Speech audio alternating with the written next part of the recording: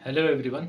सो आज मैं आप लोग से रोड मैप डिस्कस करने वाला हूँ एनटीपीसी यूजी मेंस के लिए। मैंने एक वीडियो ऑलरेडी बनाया है आरआरबी एनटीपीसी ग्रेजुएट का, जो मैंने दिया था। मैंने स्कोर कार्ड से रिलेटेड और मैंने कुछ उसमें बताया था कि आप कैसे, मैंने क्या क्या फॉलो किया था। सो आज मैं डिटेल में आपको एनटीपीसी यूजी मेंस के लिए बताने वाला हूँ कि आपको क्या फॉलो करना है, क्योंकि लगभग 55 दिन बचे हुए हैं हमारे पास। 17 सितंबर को एग्ज़ाम है हमारा। सो ज़्यादा दिन है नहीं, अप्रॉक्स 2 महीने हैं। सो मैं एकदम छोटे में बताने वाला हूँ कि कितना पढ़ना है और क्या पढ़ना है, और आप बस उतना ही आप फॉलो करिएगा। सो मैं एक्चुअली मैं लिख कर लेके आया हूँ, क्योंकि सब्जेक्ट्स हैं काफ़ी। सो उनके बारे में बताना थोड़ा सा याद करके वो मुश्किल होता है, इसलिए मैं लिख के लाया हूँ। मैं सब्जेक्ट वाइज आपको मैं बताऊँगा कि कैसे आपको क्या क्या पढ़ना है, क्या क्या टॉपिक को कवर करना है। सो सब्जेक्ट वाइज बात करते हैं, तो पहले मैथ्स पे आते हैं।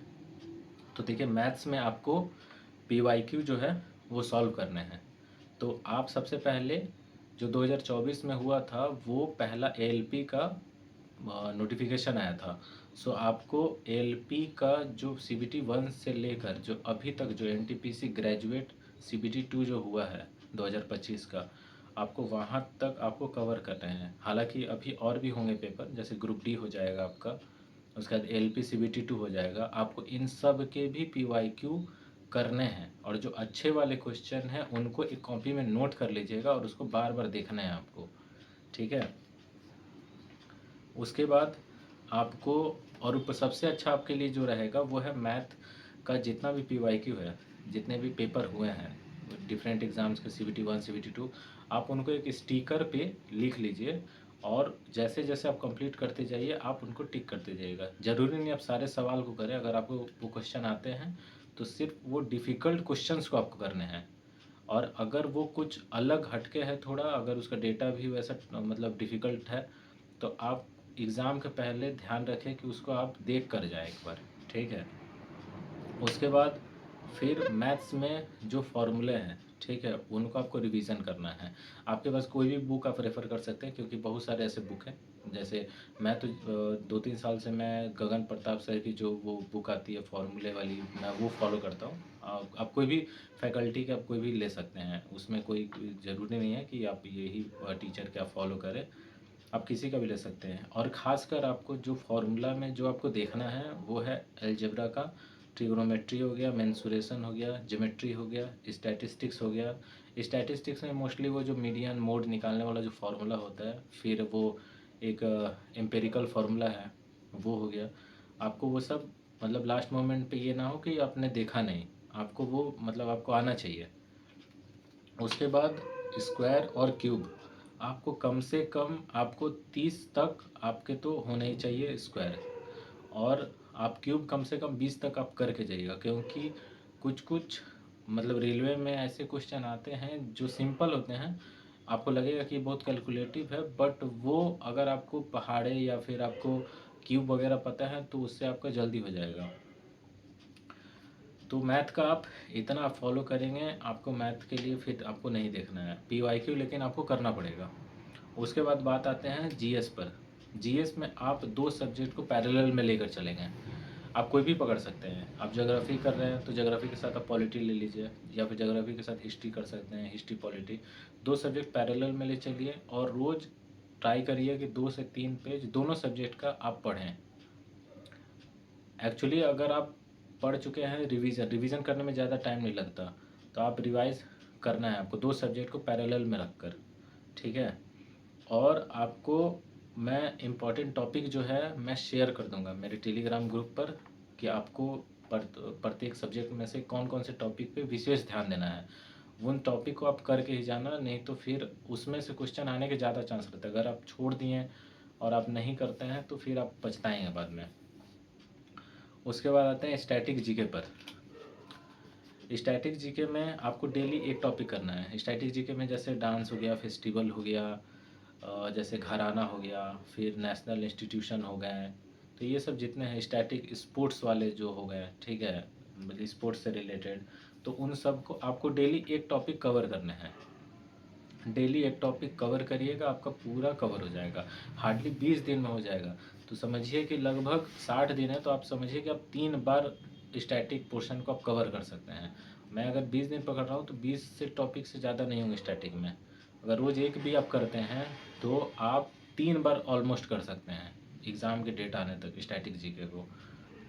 उसके बाद आते हैं करंट अफेयर पे, जो कि बहुत इम्पोर्टेंट प्लेयर मतलब इसका है, इसका रोल बहुत अच्छा खासा है। मतलब आपको तो मतलब देखने ही मिलेगा 7 से 8 क्वेश्चन मिनिमम।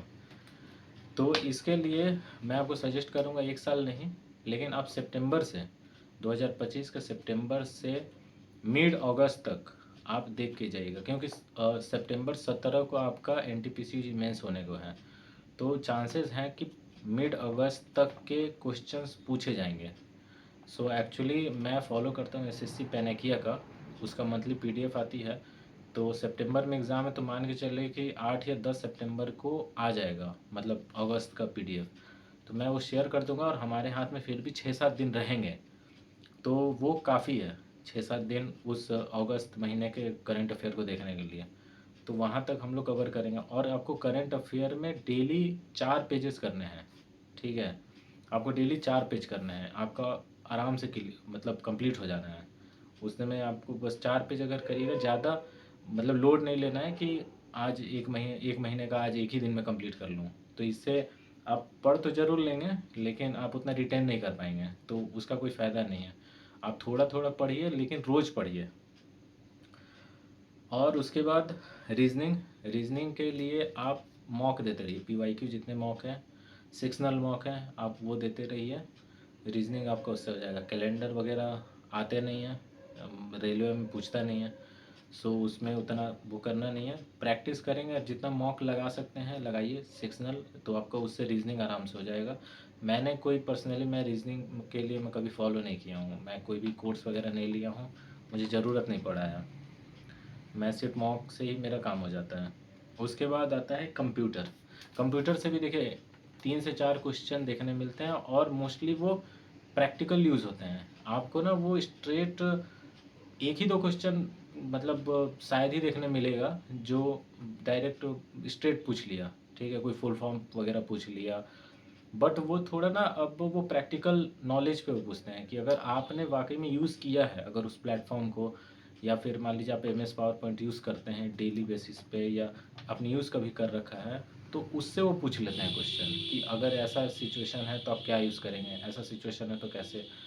तो आपको वो थोड़ा बहुत नॉलेज आपको तो होना पड़ेगा। और मैं एक पीडीएफ है वो आरबीई का, मैं वो आपको शेयर कर दूंगा, मैं उसको फॉलो करता हूँ। और मेरा एक पर्सनल नोट्स भी है जो कि मैंने यूट्यूब से पढ़ा था एक फैकल्टी से। अब तो उनका वीडियो एक्चुअली में अवेलेबल नहीं रहता, मैं काफ़ी पहले मैं नोट्स बनाया था, तो मैं वो फॉलो करता हूँ। अगर आप बोलेंगे तो मैं वो नोट्स जो मेरे पास है, मैं वो आपको मैं फ़ोटो मैं उसका प्रोवाइड कर दूँगा टेलीग्राम ग्रुप में। सो इतना आप करेंगे तो I think it will be enough. और जो एनटीपीसी ग्रेजुएट जिन मतलब 10 जुलाई को तो हो गया, 15 जुलाई को आंसर की आ गई थी।